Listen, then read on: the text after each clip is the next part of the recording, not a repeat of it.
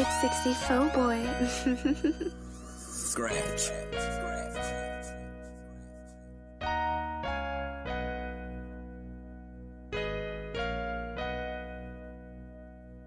Dressing the culture, I'm adjusting the culture, huh? Adjusting the culture, I'm adjusting the culture, huh? Dressing the culture, I'm adjusting the culture, huh? Dressing the culture, I'm adjusting the culture. We gon' talk about it. Come adjust the culture, we gon' talk about it. Come adjust the culture, we gon' talk about it. Come adjust the culture, we gon' talk about it. Come and adjust the culture, huh?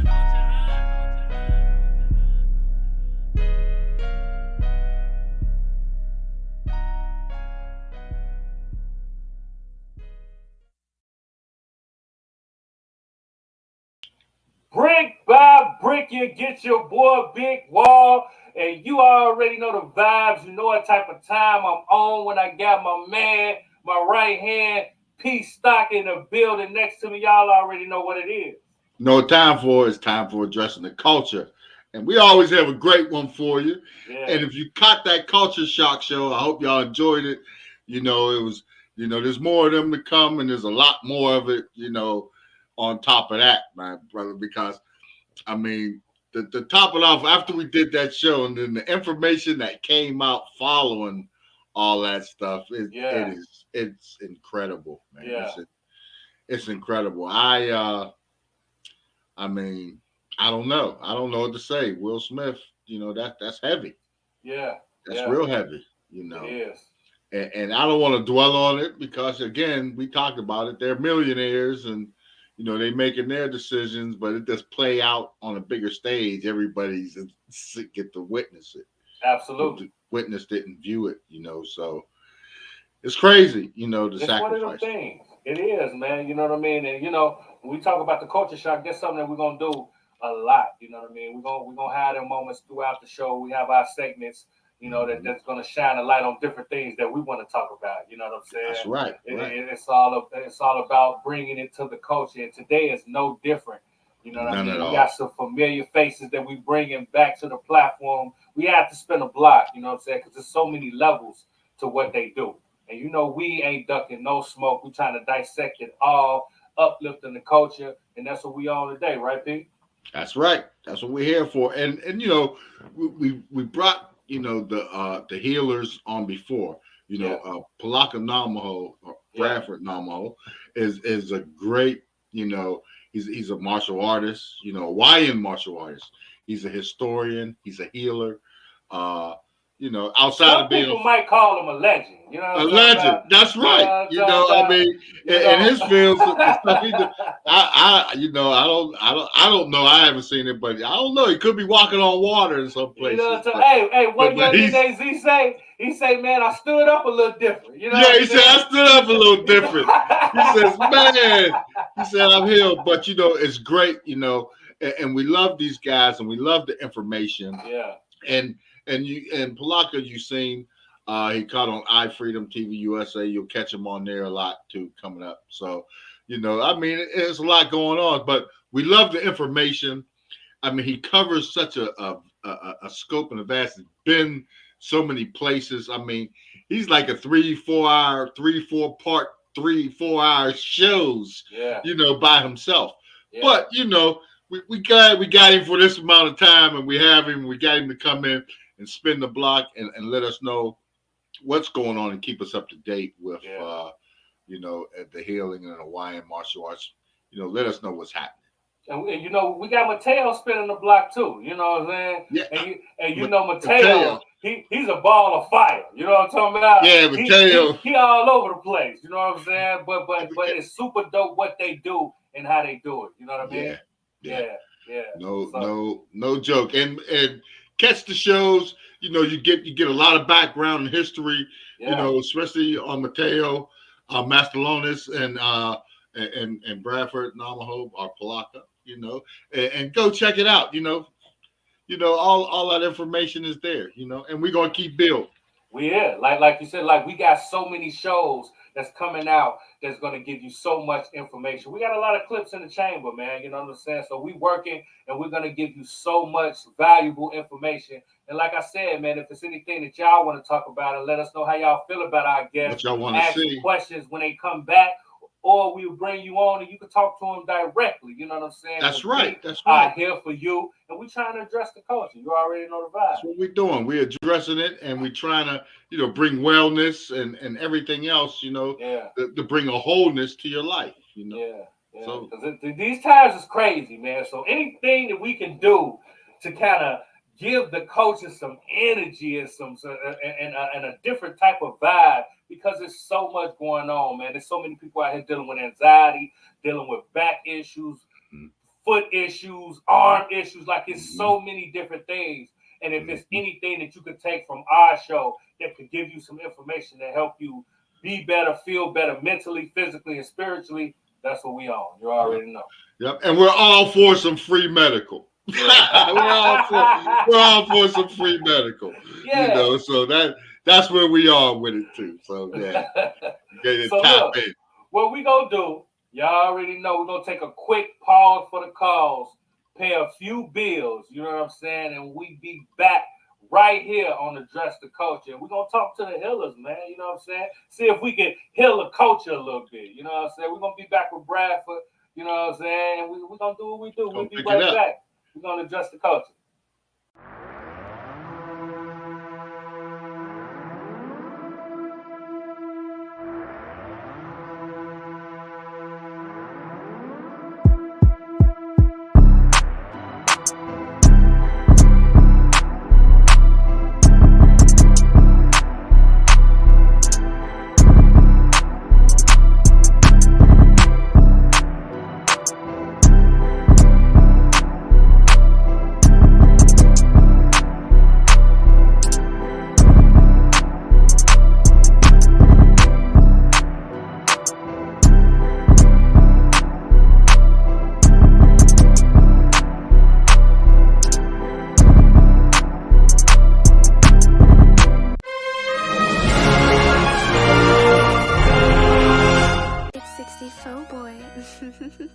Scratch.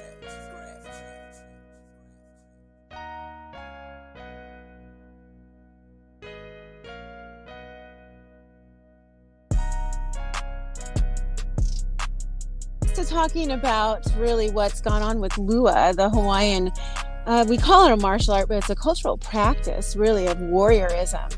If I was a multi-billionaire and I had 4 Michelles as my bodyguard, they would never suspect in a moment that these 4 ladies could take them out. To take them up. Mm-hmm. Yeah, exactly. People think that they can take advantage of you, but boy, I bet you they'd be a well-whipped ass. That's a lot of fun. I like that. A girl needs to have some fun once in a while. Yeah.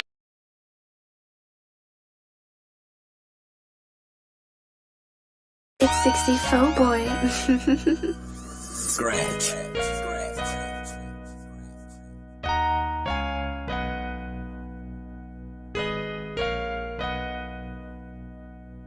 Addressing the culture, I'm addressing the culture, huh? Addressing the culture, I'm addressing the culture, huh? Addressing the culture, I'm addressing the culture, huh? Addressing the culture, I'm addressing the culture. We gon' talk about it. Come address the culture, we gon' talk about it. Come address the culture, we gon' talk about it. Come address the culture, we gon' talk about it. Come and address the culture, huh?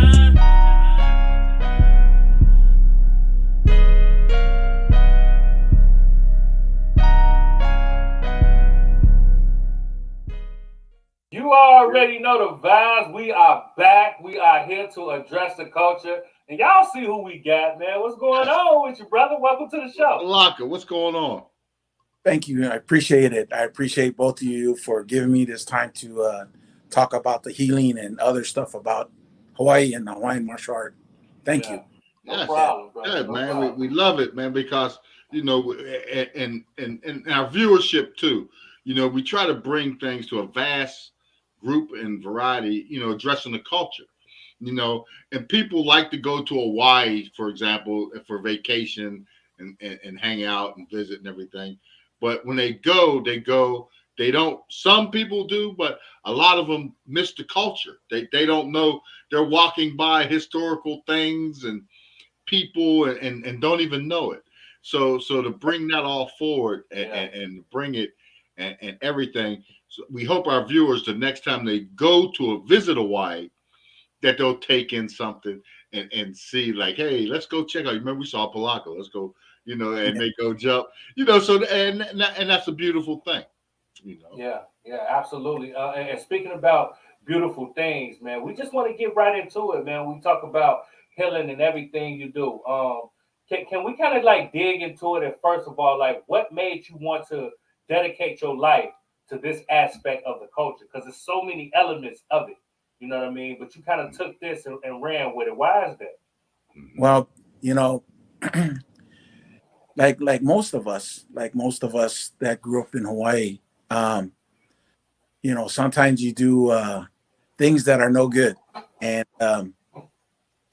you're in mischief, and you're walking like a double line, and if it wasn't for the martial art and my teachers and stuff like this, I think I would have been one of those troublemakers that would have ended up on the other side of the law, and would have done a lot of things that, that I don't know if I'd be proud of or my parents would be proud of.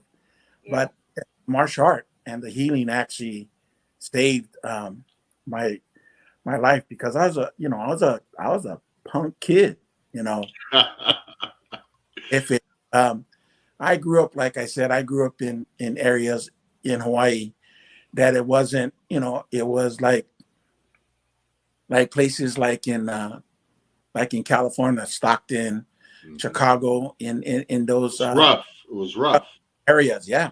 And it was rough, and so you didn't have too much to do. You just befriend of different people and different cultures, and then you find out these guys are really not your friends. But like I was telling my daughters, where I grew up at, in this area called Kalihi, and it's at this place called Merite Housing and KPT. It wasn't a good place, and so it was the hood. And the only difference between the states up here and in Hawaii, you're in the middle of the Pacific Ocean. Your enemy is right next to you. You have no choice but to look at that person and you step out and see what's going to happen. Yeah. But we're on an island. Where are you going to go? How you going to leave? Only way you going to go is if you get on a boat or get on a plane or canoe your way out of Hawaii. But that's a long way of paddling. Get to the next lane. So you had to fight, huh? It was you either had to fight or you get bullied. Yeah, exactly. You had to do what you got to do. So most of the kids over there, kind of like today, they still you're on an island, man. What can you do? That was the only difference. It's rough, but it's the same thing that we go through, and anywhere in the United States. So if it wasn't for my teachers or for my ancestors that showed me this way and how to do it, then I would have been not so in a good place. I mean, my teachers taught me the discipline, and even though I had that at home, but they just did it more in the field of the martial art. You need to be like this. This is how you got to do it. Everything is with respect, and everything is with confidence, and to make sure that when you do something that you do it out of respect for not only your parents, but for your other teachers and teachers. Even though that guy or that person or these groups of people were your enemy, you still gotta show them the respect, because that's what it is. It's no matter where you move to, where you go, you just gotta have respect for the land and for the people. You didn't grow up there.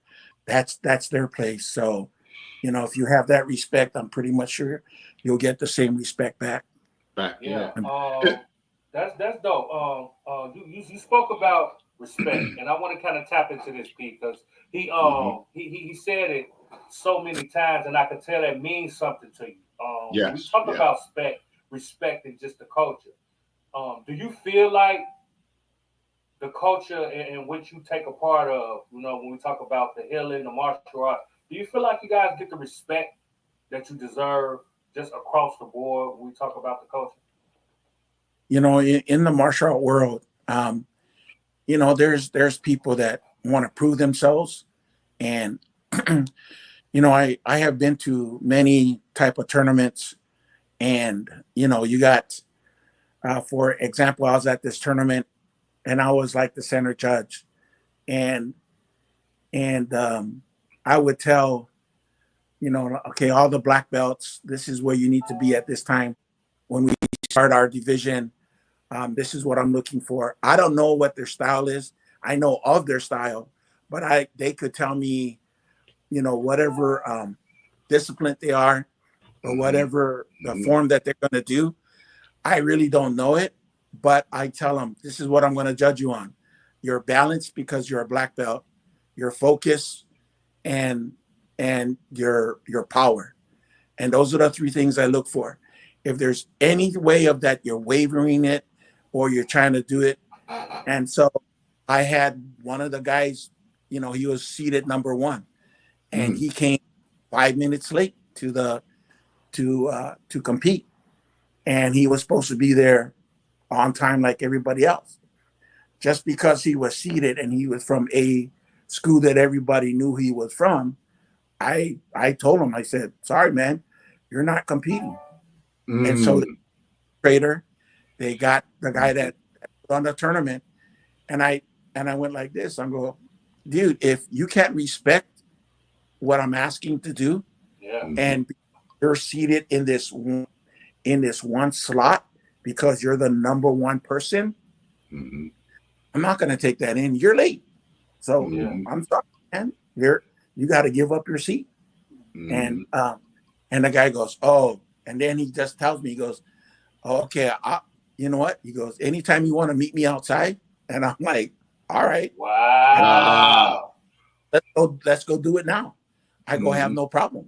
I have no problem of going outside. And I would tell him, dude, I'm going to teach you the difference between reality and fiction.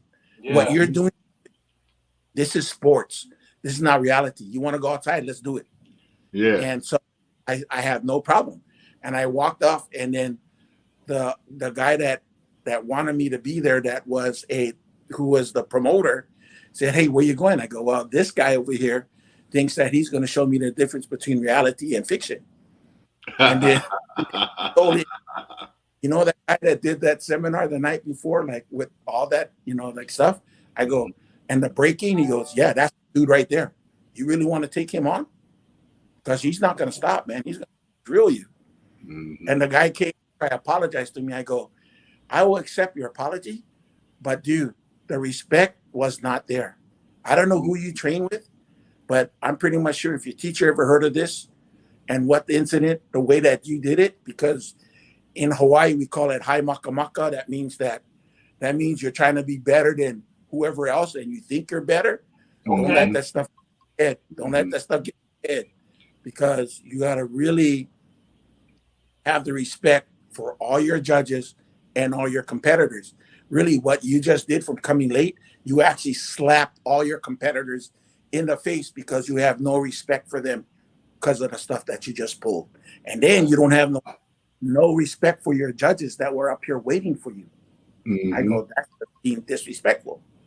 So to me, that stuff very personal when you're going to disrespect me in that way, or respect any of your competitors or anybody that, that's trying to help you.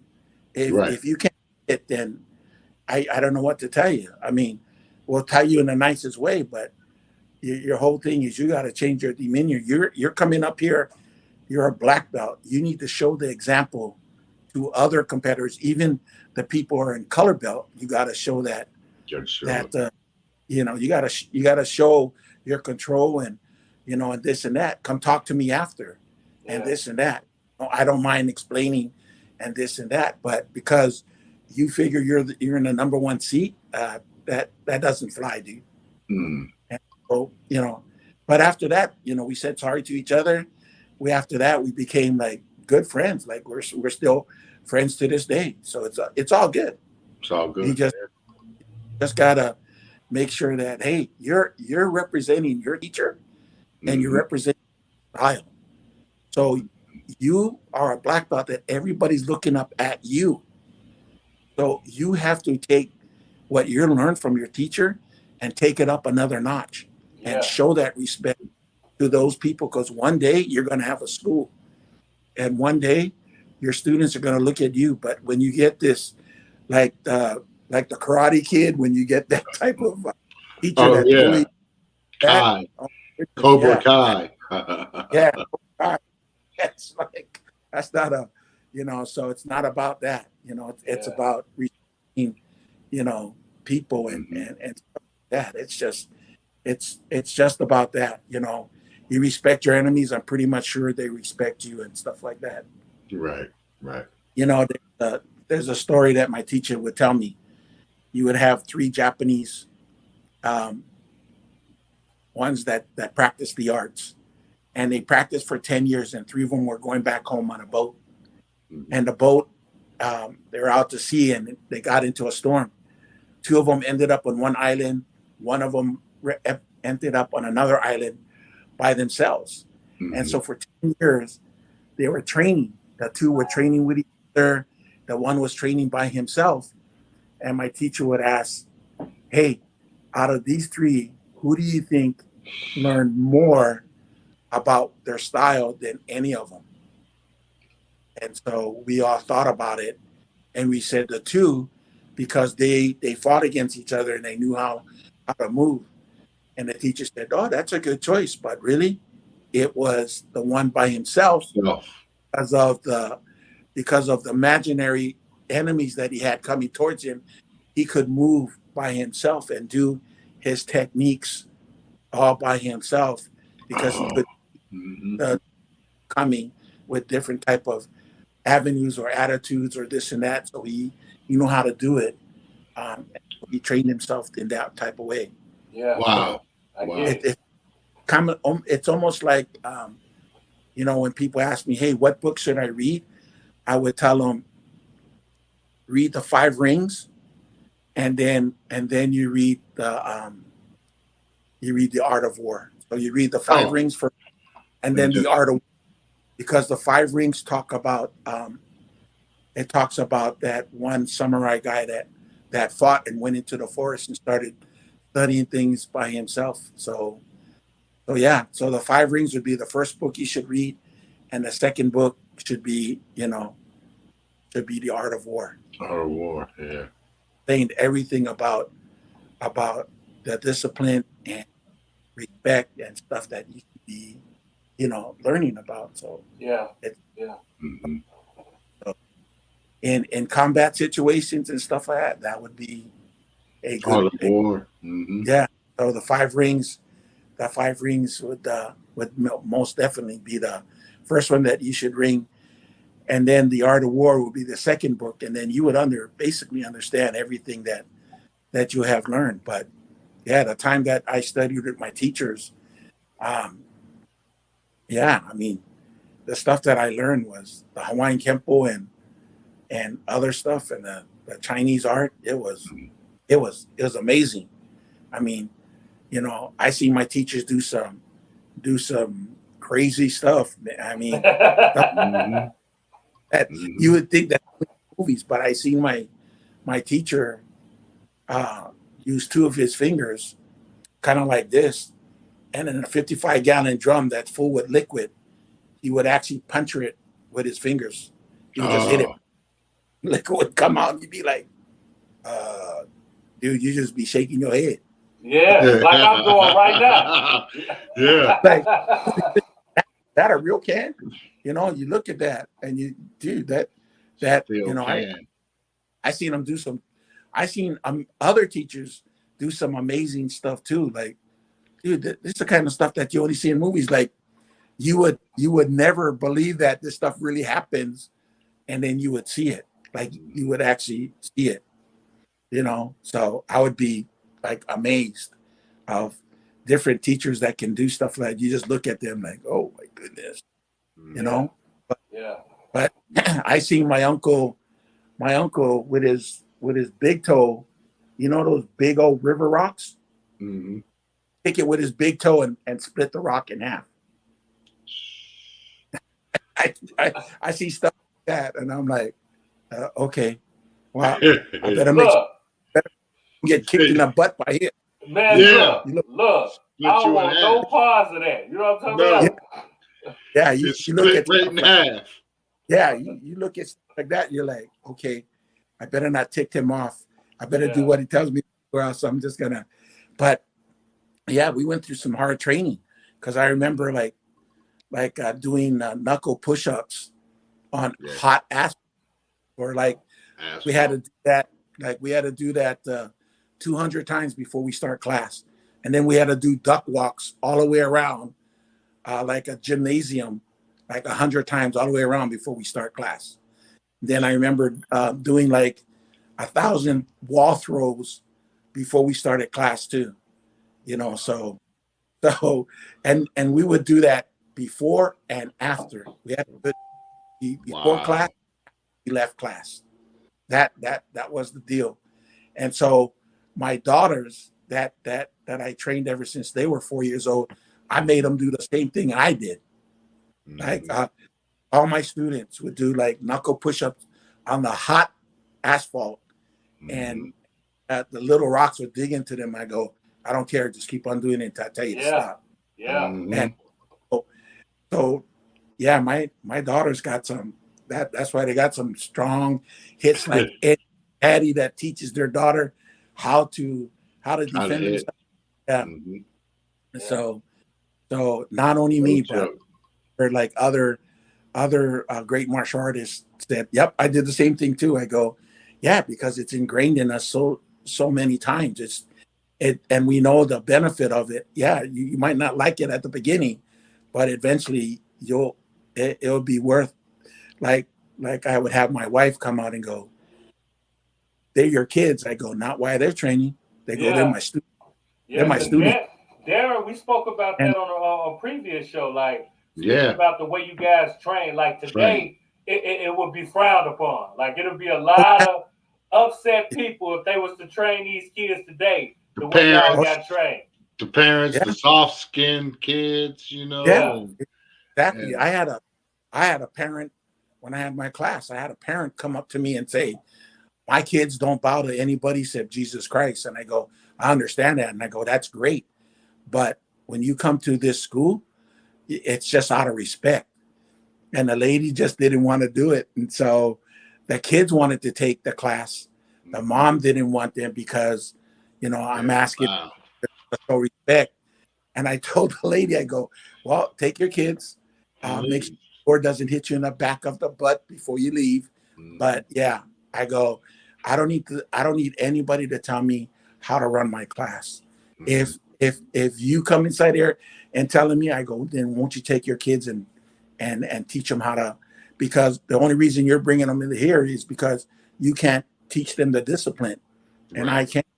So, not being disrespectful to you, I'm just saying. And I banned her from coming in. Her husband because the kids begged their daddy to come inside and ask Master Brad if I can come in and we want to take the class. And so I told him the only way that you can do that is your wife has to stay away from in, because I'm not going to have this type of negative towards the kids. I go, I know she's not going to like what I do, but this is how we train. And I go, if she doesn't like it, I have many other friends that I can give the school, their names, and you can go see them. It's really up to you. Yeah. And they tell them, no, we want to stay with Master Brad. I go, okay. I go, but this is just how it is. Yeah. I go, I'm just kids how to be strong, how to make strong, and to make sure that they can protect themselves, not being bullies, but they how to protect themselves. How to protect themselves, yeah. And I would never have any kid throw or punch. All they would do is a lot of jujitsu and judo moves just to get out of the way. And so So a lot But of movements jujitsu that, is pretty much like floor, like when you on the floor and learning how to get out of no, different. that's Brazilian jiu-jitsu. Yeah, Okay. that's yeah. The Okay. difference between Japanese jiu-jitsu and then Brazilian jiu-jitsu. So it's a combination of what the Gracies did a long time ago. They kind of added in their style with Oh, the jiu-jitsu. the traditional jiu-jitsu, and they just combinated in certain. It's a thing that they'd be like a python. They would slowly choke you and to get to the move that they need to choke you out on.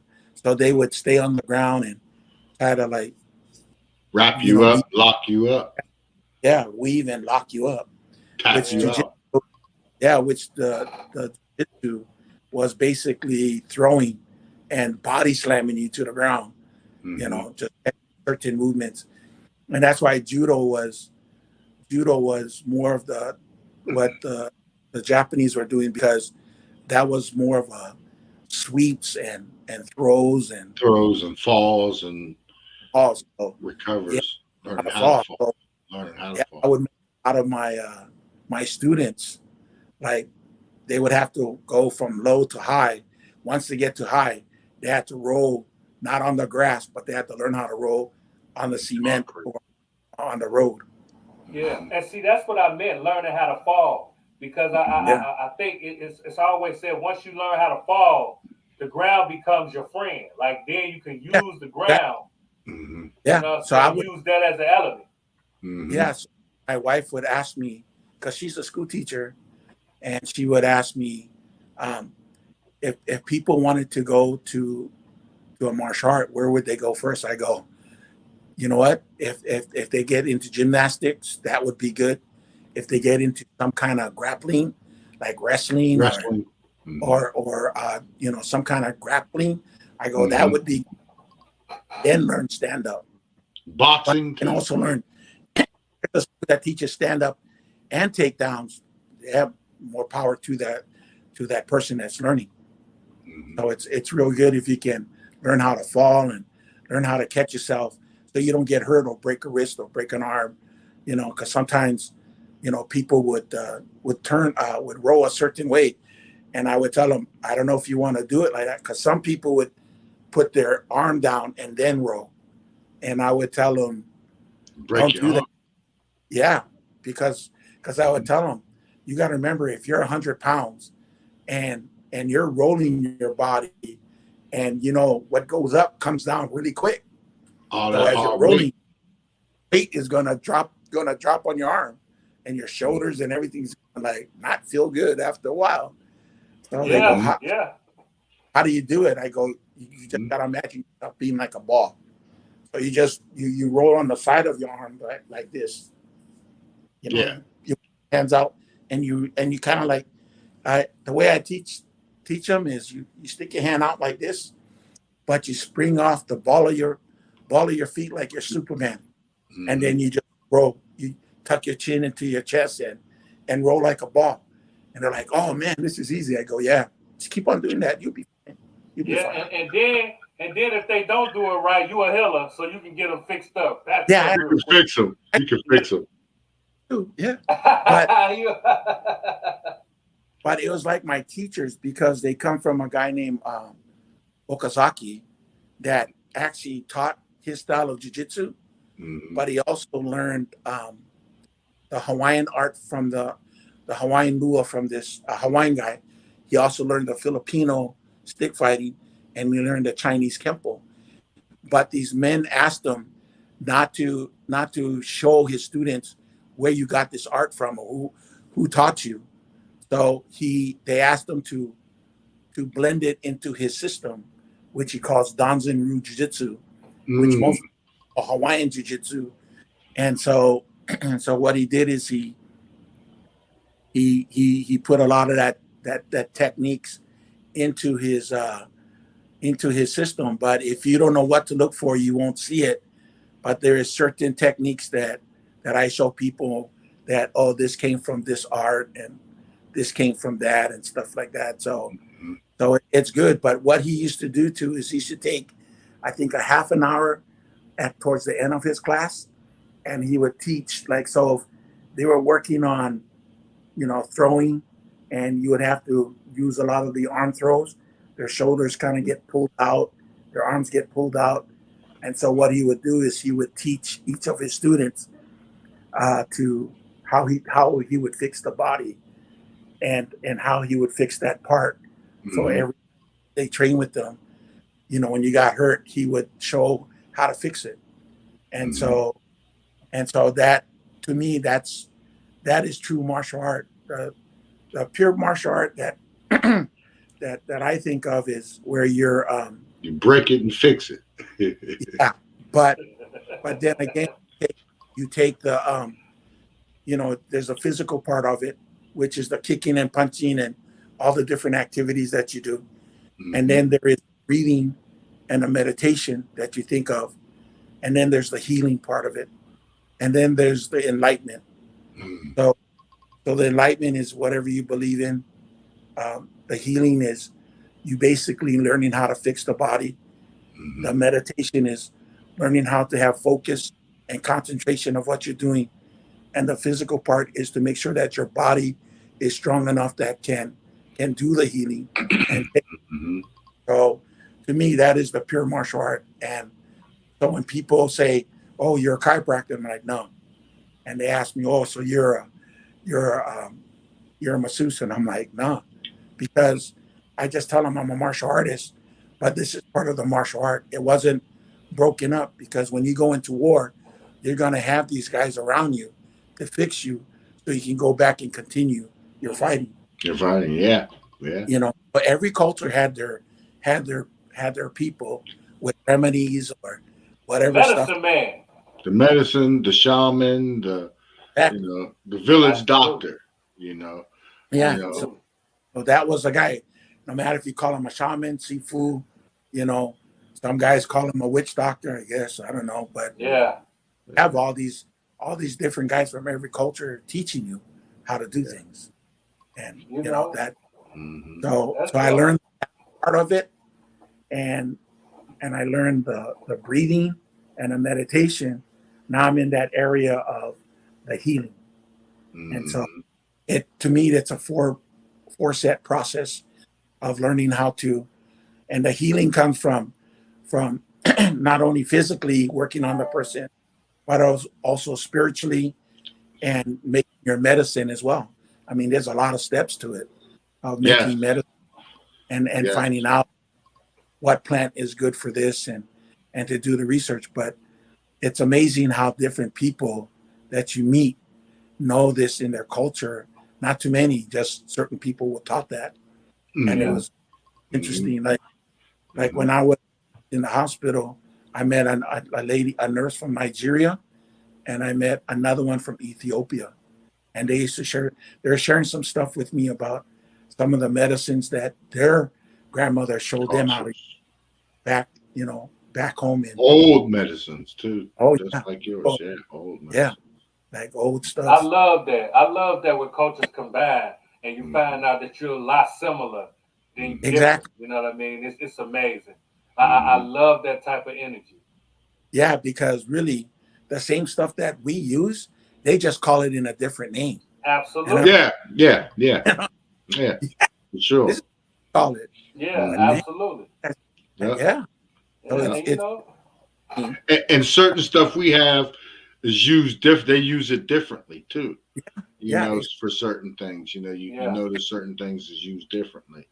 Yeah. Much. And I bet you guys went through the same thing of your grandma says, "Oh, you sick? Come here. Let me stick this in your mouth." Oh, and yeah. Yeah. Oh, yeah.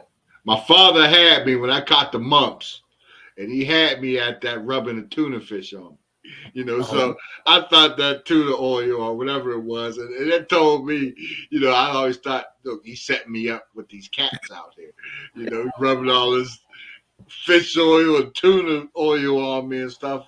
Like no, it helps you with the mumps. It helps ease it, and get it out of there. You're saying them remedies work, man. You know what I mean? But it does. Just gotta tuna oil. Yeah. Well, we here, man. That's why I love when the culture come together to give this type of energy. You know what I mean? Yes. And we're going to sure. keep the energy going. We're going to take us a small break. Yeah. And we're going to be back with Mateo so he can come in, Yes. add to the culture, and address it. You already know the vibes. We're going to be right Yeah. back after these breaks. I am a music artist under Hetty the Music Group. I also a plus size model and an influencer. It was a live way, the way the fans reacted to my music, you know, singing it word for word. We got that documented on YouTube, you know, you can go back and watch that. They were singing my music back to me word for word. It was a surreal moment, you know. It gave me goosebumps. It was like one of the moments, like, they confirmed, like, all right, you're on the right path. You connect. Yeah, you connect. Hey, what it is, world, man. It's your boy, Lil D, man. Southside Lil D, man. And I just tapped in with London Paris on Address the Culture. Get your interview, man. It's going to be the hottest show that you ever been a part of. Southside Lil D, man. Family for life, FOL. We are here.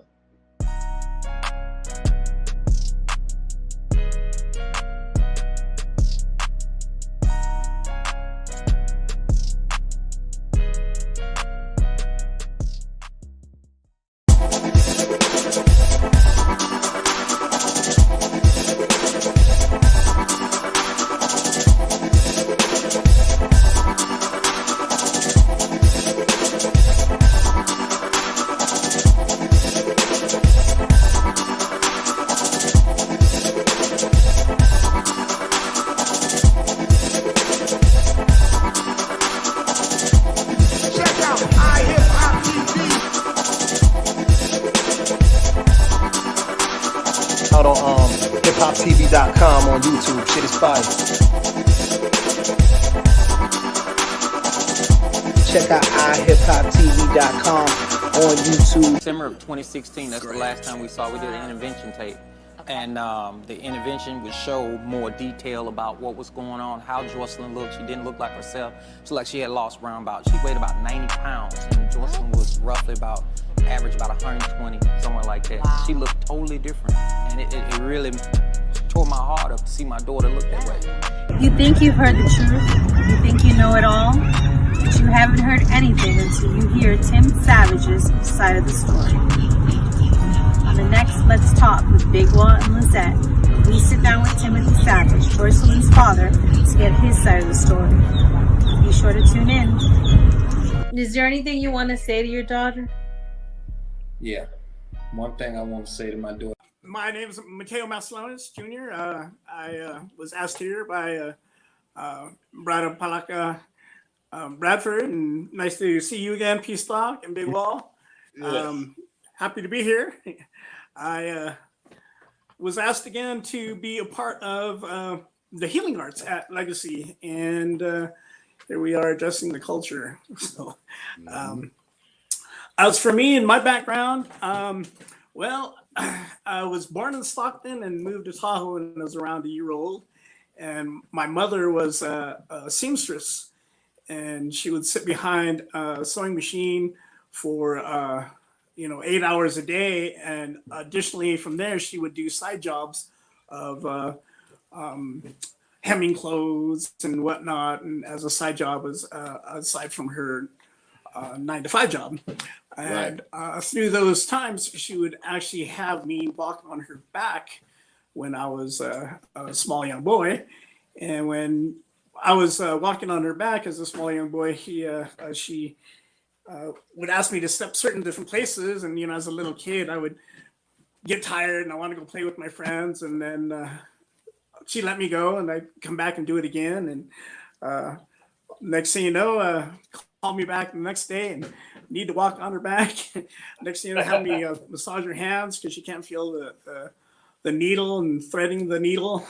So then I had to start massaging her hands, and that was an interesting thing of finding out how the blood starts to flow into the hands, the color of the blood going into the hands, and actually being able to flex and move your hands, especially when you have arthritis, and you can feel all that moving through your hands.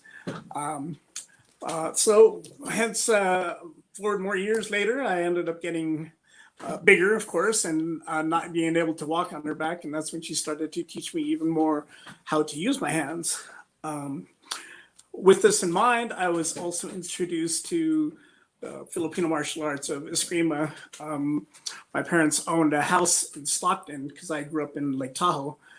So we would go there every summer and check up on the house. And a neighbor named Reginio Ilustrísimo, he was known for doing a system called Bohol method, and extremely old man, garden in the front yard of all kinds of vegetables and whatnot. And they saw him doing some eskrima, flipping a stick around. And, you know, at that time, Bruce Lee was big, and I'm watching, I go, where's the rope?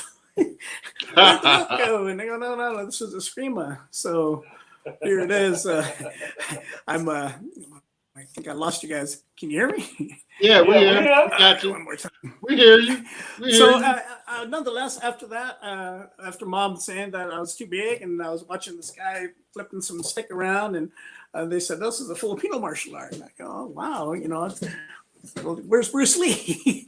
As a little kid, you know, you figure that you're seeing everyone doing some martial arts, and you want to associate it with the big guys as Bruce Lee. And here you go, living in Lake Tahoe. There was hardly any other martial arts that I knew of except for your Taekwondo and whatnot. But I was such a what do you call that? A kid who wasn't very focused. I was very ADD and was constantly disrupting class in grade school.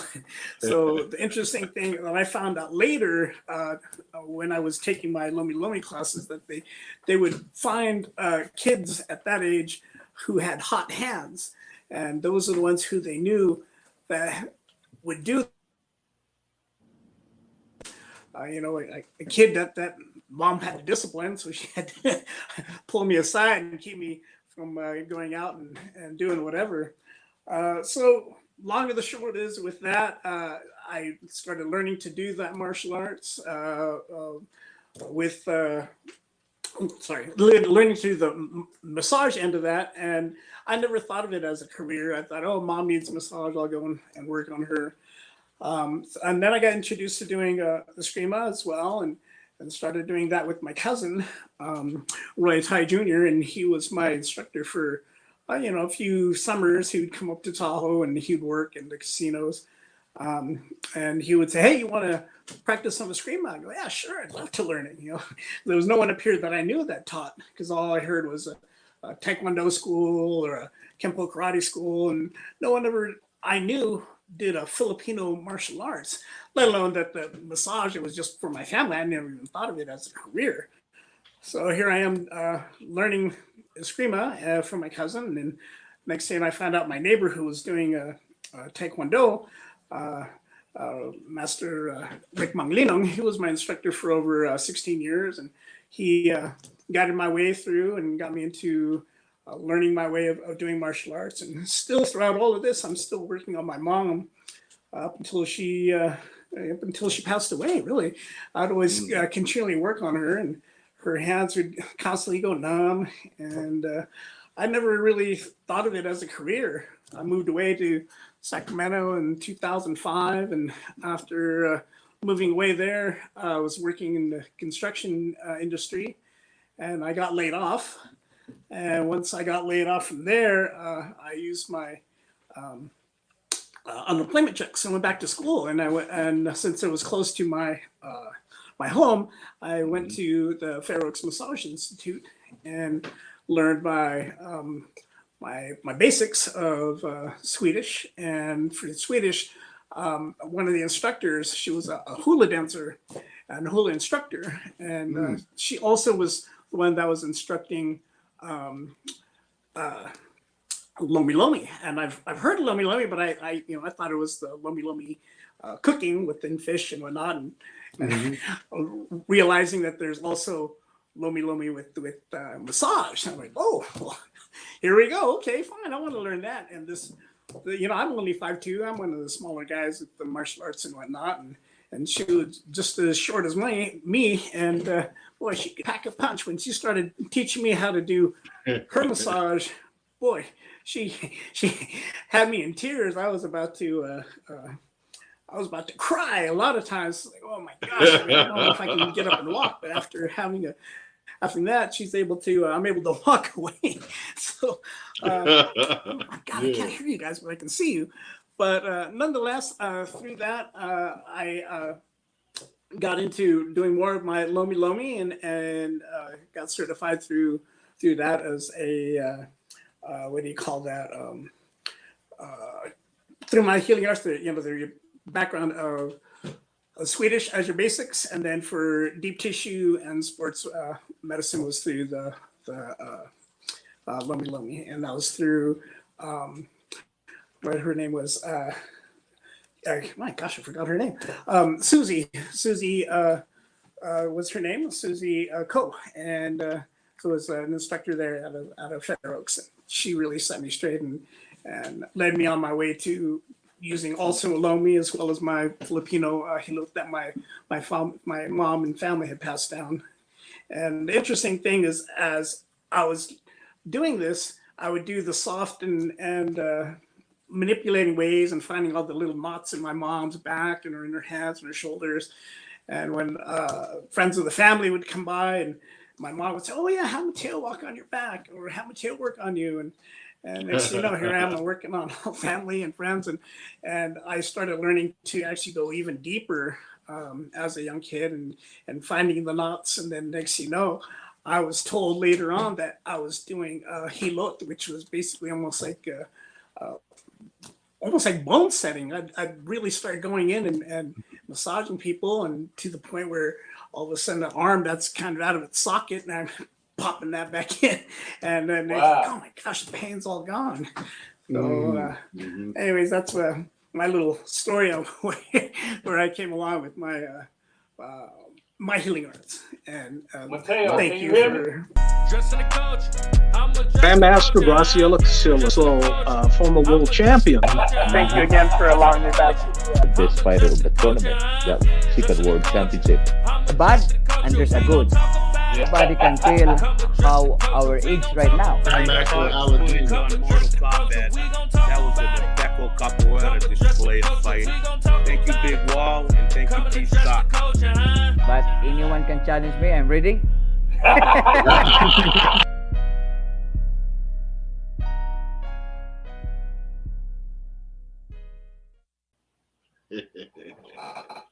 Yeah. So what he's talking about, the Lomi, it's kind of like a wave. It's kind of the nalo. The nalo is the wave, and there's that curved part right here. So when the wave goes over, it kind of curls in, and then it comes back around. That's how you want to actually work on somebody. So you're actually pushing and pulling back into you. So you want to pull it up like this. So you're actually moving the muscle, and you're moving the bone, but you're actually just pulling it up and then pulling it back into you. So that's what it's kind of like a wave, kind of like the shape of the wave that's coming in, and then it goes right back out again. Right. It comes, crashes down, and then it pulls back out again. And that's what you start your Lomi by using the fingers and then the elbow. And everything else. Yeah, you can go. People think that the Lomi is what you see in the, like on the tourist thing, like it's all soft. You can do it like that because you do have the Swedish part of it. So what Mateo was talking about is the Lomi. There's the Lomi Lomi, which is like, it's almost like ceviche. So you have all these different tomatoes, green onions, right? And you put it in with salmon, right? A little salt, and you mix it. And all Lomi Lomi means is to massage, or to mix, or to mix, or to massage, whatever you're cooking. That's the part that he was talking about. But then there are other Lomi Lomi that there is a as a kahuna or as a person that does that, there is the massage part of it. There is the setting bones of it. There is the chanting of it, where you can chant. And so when you're chanting, it's almost like how people would be as they're working on you. You can hear the background of chants that are going on. They It's start kind to of like, channel. They Yeah. channel into the ancestors with helping. Yeah, that's what Yeah. I remember them saying. And- That was and another that- one that my Kuma was teaching me. Yeah. yeah, that stuff that I can do it, but that's just reserved for a different type of lomi. So Oh man, I get it. It sounds like what you guys is like is very technical. We talking about moving bones and relieving pressure and helping people in a different type of way. Yeah. It's not something that anybody can do. And with that, I want to ask both of you guys, since we got you here, you guys are experts in your field. What do you guys think is the biggest misconception when it comes to what you guys do? Mine personally is when I start to work on people, I place my hands and I ask for their permission to help with their bodies. But the other thing, what people kind of expect is thinking it is like rubbing lotion on them or making them kind of just to feel good.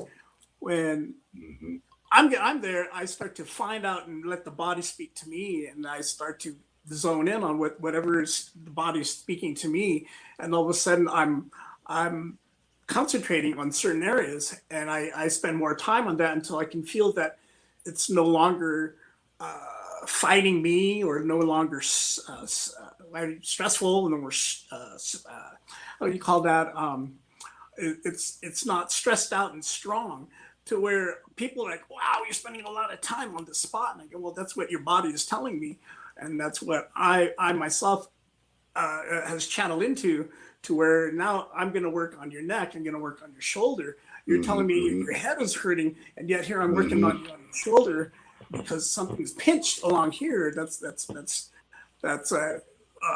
communicating that's hurting over here. Absolutely. And the body works balance. So it's just weird how it was handed down to me through family that I never had was given any textbook on what to learn. It was just on through feel and what your body is telling me. But these people are thinking that it's just okay, a whole hour of just make me feel good.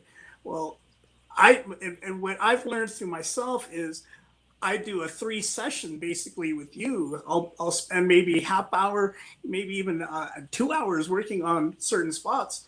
But you need to come back to me at least 2 times, because the first time is addressing it. Second time is working on it again. Third time is actually setting it and healing it. And then if you need to come back, then it's good. But it's not a whole one thing, fix it in one shot deal. Right. Yeah, I mean, go ahead, Pstock.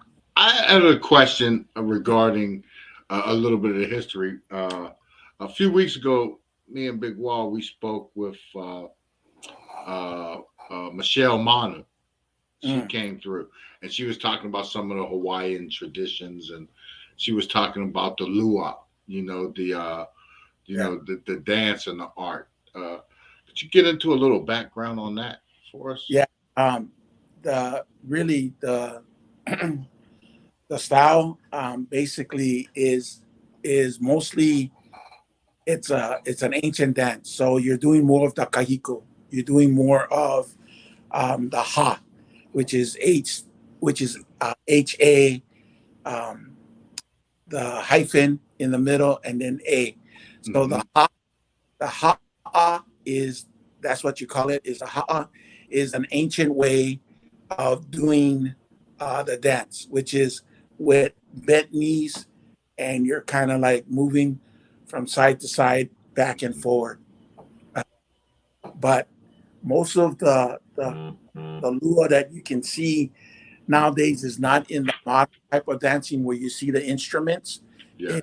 Or in using the drums and the ipo, the gore to, and you can see some of the movements in a lot of these. And so if you take the awehe, which is like you're popping your knees up and down, basically when you're doing hand-to-hand combat, you're actually popping the legs out. And then there is one called the kui, where you're actually bringing up your legs in a above the knee, kicking it up in the air. That's basically when you use those two of a combination. You're popping the legs open and you're breaking between the ankle and the kneecap. And so you're actually taking out the bone, and then from there you're just taking it out. So the dance that would be close where you can see stuff like that is called the Molokai warrior dance. Yeah, and it's Michelle Mono. She Yeah. said that. Yeah. Yeah. So that would be the most closest one that you can actually see the lua in a dancing form. Because That's back what she said. when I was young doing the hula, our halal would do a lot of showing the Molokai warrior dance, and that's actually where my mom was born on. And I used to go to Molokai a lot, and I used to hang out in the back picking opai, which is shrimp from the river. So I used to hang out in the back in Molokai, and traditionally, a lot of the kahunas that were well known, actually, that's where they would be buried at or taken to, and that's why that island has a lot of mana, which is a lot of power and a lot of spiritual aspect on the island of Molokai. And so that is an island where mostly all the kahunas actually went to be buried, or they had their bones set somewhere in that area in caves or the wellings, or they had the family take their iri, which is the bone of the body, and have that taken over there. So Molokai is a very sacred island. That's why not one of, there's 8 islands, but there's only 4 islands that people live on: the Big Island, Maui, Kauai, and Oahu. The other islands, they're off limits. Yeah, basically, yeah. They're off limits. Molokai is one of them, but yeah, a lot of the warriors, a lot of the things, so like when we have the makahiki, the spear throwing, all these different type of games was basically to prepare the warriors to go fight against whoever invaded the islands. So the Big Island would come in and take over, try to take Oahu, vice versa. Just things like that. So war games, yeah. They have Olympic war games back in the day against each culture. So each Polynesian island would actually combat against each other during a time of makahiki, and actually go there and compete against each other doing the different type of tasks that they had to do, whatever the games required of. Yeah. So I believe each culture had their way of doing it back in their day.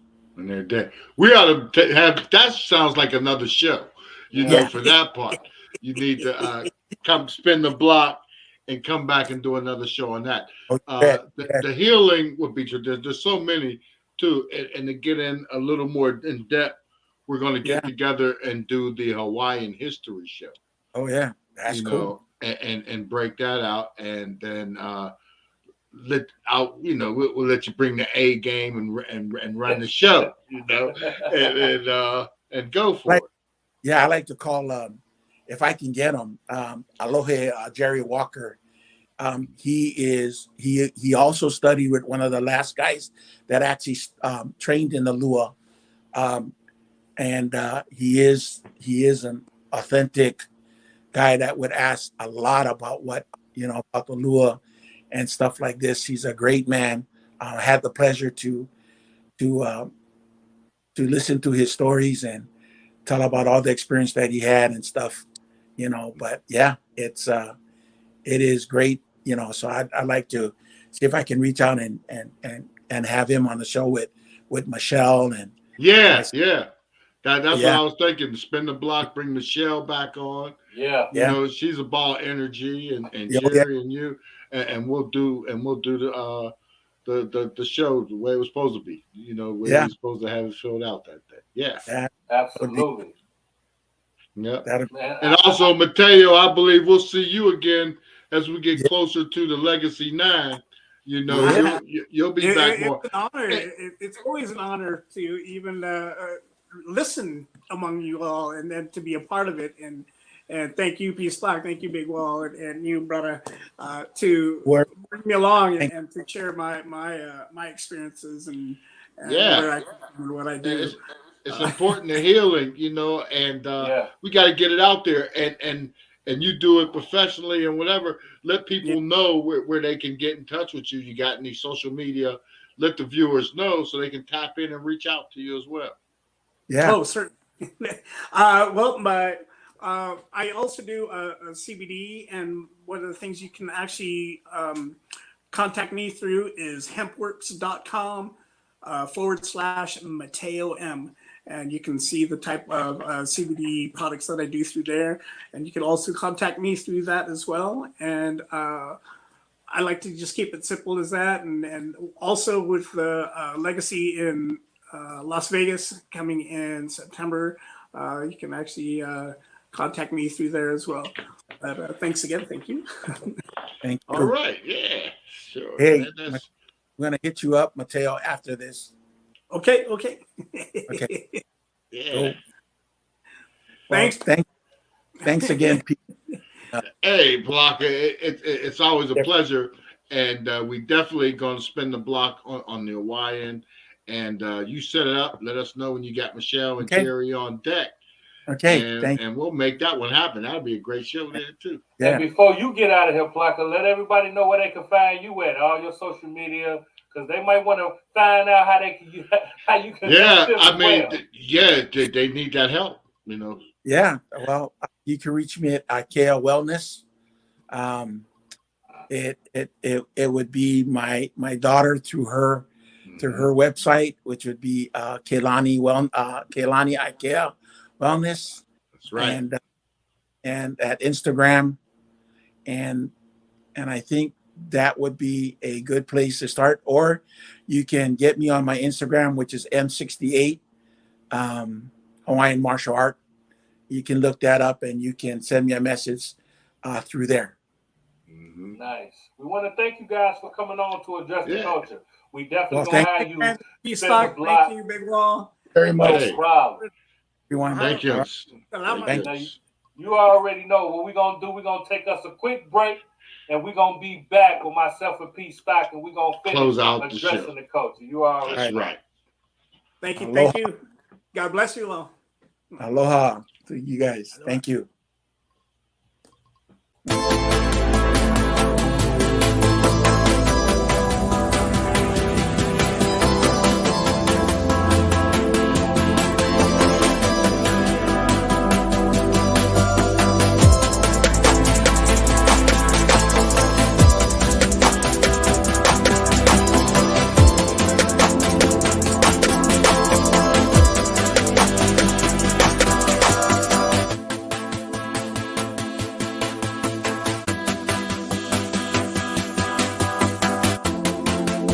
Powerful stuff. Powerful Come stuff. on, man. You know I love it, man. I love the aspect of giving people game to help them. You know what I'm saying? They dropped some nice jewels on how they started. And I really want to get into it. I want them to come back because I want to get into the techniques and different things that people can do at home to learn different things to help them get there. But we just wanted to tap in so you can get a feel of them and their stories, you know, and we're going to dig into it, man, because it's so many chapters so we talk about healing and just the culture across the board. So that's what we're here to do. And that's real talk, because it's all about, you know, you got the background. You've met the healers. Yeah. Okay. Now it's time to get the work in. Okay. Yeah. The healers they have plans. You got to do the work. Yeah. You got to tap in. You got to come in. You're going to want it. And it works, you know, so, and it's all in you doing the work. You got to do the work. As Brother Aladdin 19 said, you got to do the work. You got to do the work. That's right. You got to do the work. And that's what we're here to do. We're here to put in the work. and we're here to give you news you can use. So you already know the vibes. We're going to be back next week with the same type of vibe, same type of energy. Like I said, giving you news you can use, and we're here to address the culture. So like, comment, subscribe, join the culture, powered by iHipHop TV. So anytime we drop any kind of content, you'll be the first one to get it. And also, if you have any questions about anything that we do on the platform, questions for our guests, hit us in our inbox, let us know, and we'll be definitely down to deliver the message. And again, we might bring you on here to chop it up with them yourself. You know what I'm saying? Because we ain't ducking no smoke, right, B? That's right. Come on in. You know, if you got a problem, come chime in and figure out how to heal it. We got. You already know. There's an answer and a resolution for what you have, right there. Absolutely. So until next week, I'm your boy Big Wall. I'm your man P.stock. And this is Address the Culture. Aloha. And like I always say, your culture makes you who you are. So make sure they respect it. We're going to catch you on the next episode. We up out of here. Peace.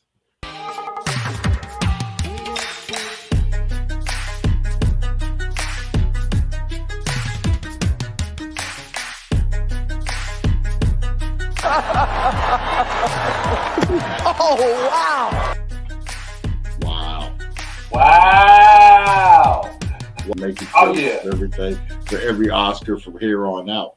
It's mind-boggling to me. You know what I mean?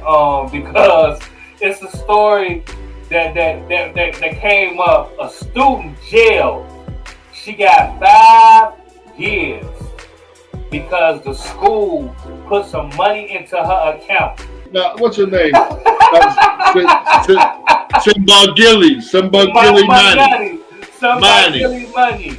Yeah. Somebody's money. Somebody's money. That's her name. Somebody's money. You know, it wasn't yours. And she went on a spree too. Boy, they gave her ass 5 years for that. Well, she ain't even touch a gun. You got 5 years. There you in prison. You lucky you eat today. You know, 5 years, that could be a death sentence. You dirty beast.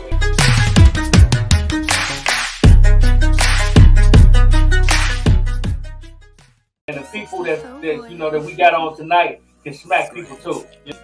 The difference with back then and now is, as Darren said, I'd have bruises on my palm and the back of my hand. Yeah. So when I had to knock on the door, he had to knock on the door with his elbow. It's part of why I named my martial arts organization Rainbow Warrior Martial Arts. It was both a tip to the hat to, Hawaii martial arts. Right on. But also the part of the reason why I chose the Rainbow Warrior name is because there is a legend in many of the nations of North America, the Native American nations, even though many of those nations didn't actually connect and have regular dialogue, they all shared this legend. And the legend was that one day the world would become sick, and then the warriors of the rainbow would appear, and they would unite all people, and we would save the world together. And what did the Rainbow Warrior do? It sailed right into where they were getting ready to set off a nuke, and it sat there. And they said, you're going to set it off, you're going to kill a bunch of people, don't do it. So what did the French do? They sent a bunch of commandos on the ship, and they blew it up. So that was the end for that Rainbow Warrior. But we keep fighting on, we keep going, right? There's no hooray for the Illuminati. Hooray for the Illuminati.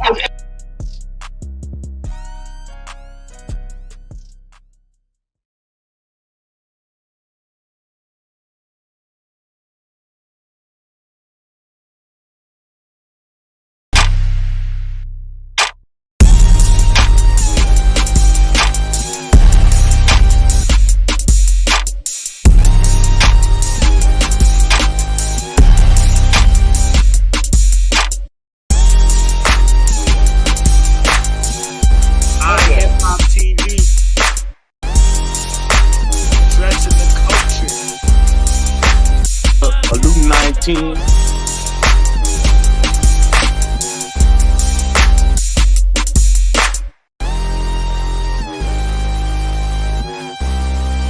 Tune in, man.